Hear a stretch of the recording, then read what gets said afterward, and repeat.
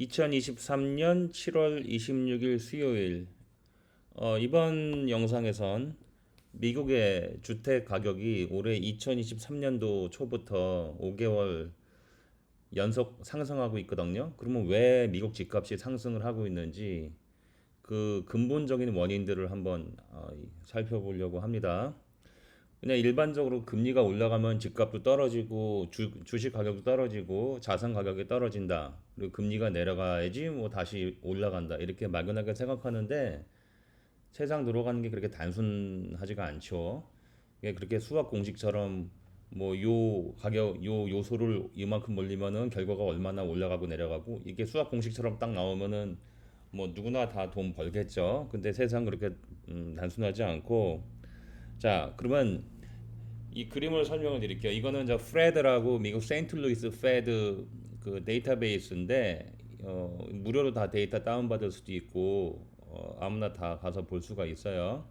요거는 S&P 케이스 슐러 미국 가격 주택 가격 지수고 작년에 그러니까 2022년도 1월부터 2022년 6월까지는 이 집값이 좀 올라가다가 왜냐면은 주가는 2022년 1월부터 급락을 시작했지만 이 부동산은 주가가 저렇게 바로바로 반응을 못하죠.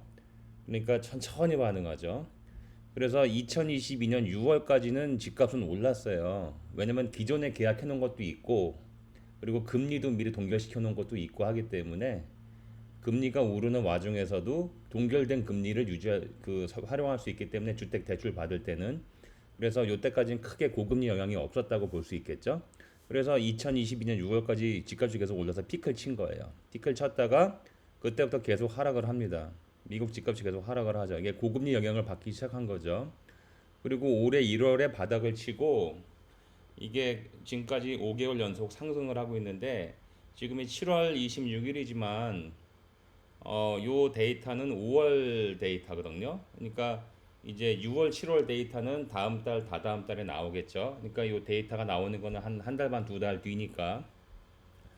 근데 그 집값이 올해부터 확실하게 바닥을 치고 5개월 연속 상승을 했습니다. 근데 사실 집값이 상승을 할지도 모른다. 최소한 하락하지는 않는다. 그런 예상은 작년 10월, 11월 그때부터 사실 조금씩 얘기가 나오기 시작했어요. 그러면 왜 집값이 더 떨어지지 않을 거라고 작년 11월, 12월부터 그런 예상들이 나오기 시작했냐면 일단 여러분 아시겠지만 미국은 30년 고정금리 그 모기지 제도가 잘 돼 있죠. 그게 시작된 게 50년 전인데 이제는 우리가 집을 살 때 30년 장기 대출을 받아서 고정금리로 그런 내면 됩니다. 그러니까 대부분의 미국의 지금 집을 소유하고 있는 사람들의 거의 한 85%에서 90%가 30년 고정금리를 3% 내외로 내고 있어요.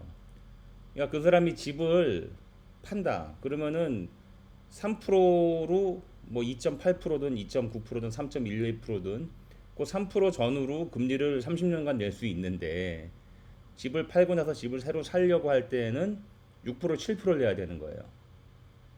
그러니까 집을 팔고 싶어 하지 않겠죠. 그리고 자기가 집을 샀을 때보다 집값이 물론 작년 6월부터 지금까지 내려왔다고 하지만 집을 그 전에 1년, 2년, 3년, 5년 전에 산 사람들은 이미 집값이 많이 올라있기 때문에 아무리 집값이 떨어졌다고 해도 더 비싸게 집을 사야 됩니다. 더 높은 금리에. 그럼 당연히 매물을 다 걷어들이겠죠. 그래서 고금리로 인해서 집을 사겠다는 수요가 줄었지만 그 고금리로 인해서 집을 팔겠다는 공급이 더 많이 줄었어요. 그러니까 상대적으로 공급 대비 수요가 더 많아졌다. 그래서 집값이 고금리 영향으로 하락을 하긴 하고 있었지만 6개월밖에 하락을 안 했고 다시 바닥치고 오르기 시작한다. 이게 이미 작년 11월 그때쯤에 예상이 됐던 것들이고 이게 실제로 지금 7, 8개월 지난 현재 이게 확인이 되고 있는 거죠. 또 그러면은 이 고금리에도 불구하고 이 집값이 또 회복하고 있는 상당히 빨리 회복하고 있어요. 이 이유가 두 번째 이유는 또 뭐냐? 이거는 신규 주택 건설 허가죠. 그러니까 뭐 구청이나 시청에 그 건설업자들이 우리 집을 짓겠다고 그 허가를 이제 신청할 거 아니에요?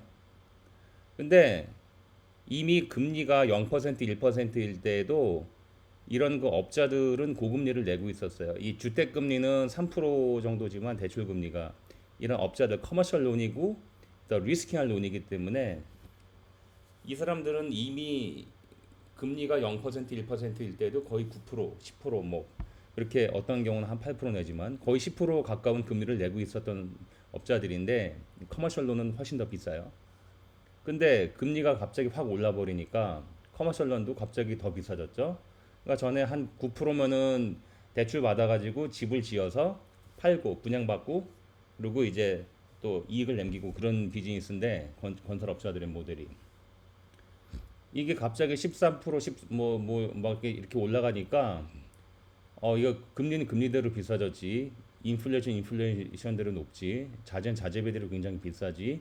미국이 지금도 실업률이 3.67%밖에 안 되기 때문에 그 2021년도 그때는 노동자 구하는 게 굉장히 어려웠어요. 그때는 거의 뭐 노동자가 거의 갑이었어요. 갑. 그래서 집에서 뭐 이렇게 수리할 게 있어가지고 뭐 어떤 그 업체들 그 수리하는 업체를 불러도 오히려 그쪽에서 다 잘라버리고 그럴 정도로 굉장히 사람이 모자랐습니다.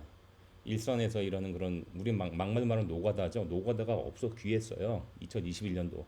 그러면서 금리는 갑자기 확 올린다고 하고 실제로 막 올리고 있으니까 여기 보시다시피 신규 건설 그 허가 숫자가 확 줄고 있죠.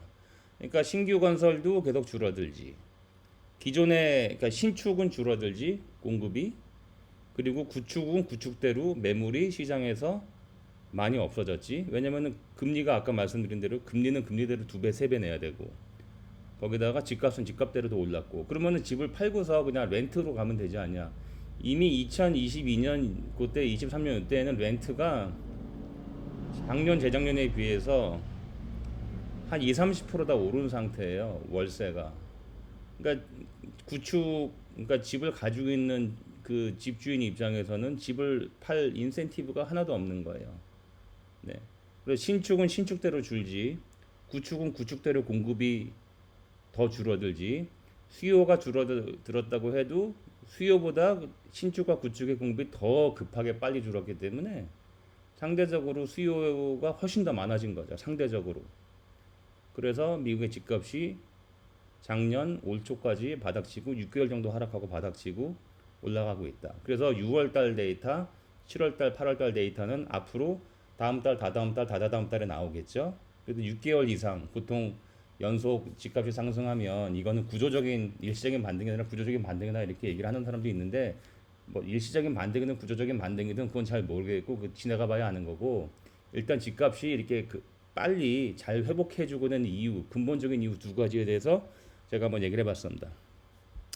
이 원리나 이 논리가 한국에도 그대로 적용되지는 않겠지만 왜냐면 한국에 있는 대부분의 구축 소유자들은 미국하고 다르게 변동금리를 많이 쓰잖아요. 고정금리가 아니라. 그러니까 한국 같은 경우는 뭐 못 버티고 내놓는 사람도 있지만 미국은 못 버티고 내놓는 사람들의 숫자가 굉장히 적은 거죠.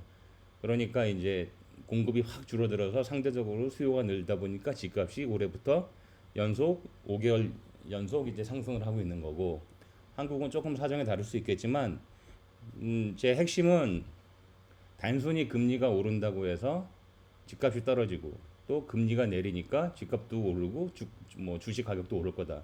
이렇게 세상 단순하게 돌아가지 않는다. 여러 가지 근본적인 원인들을 다 복합적으로 종합적으로 고려해 봐서 예상을 해야지 우리가 이제 실기하지 않고 우리 자산을 더 증식시킬 수 있다. 이게 핵심입니다. 이번 영상이 도움이 됐으면 구독, 좋아요, 알림 부탁합니다. 감사합니다.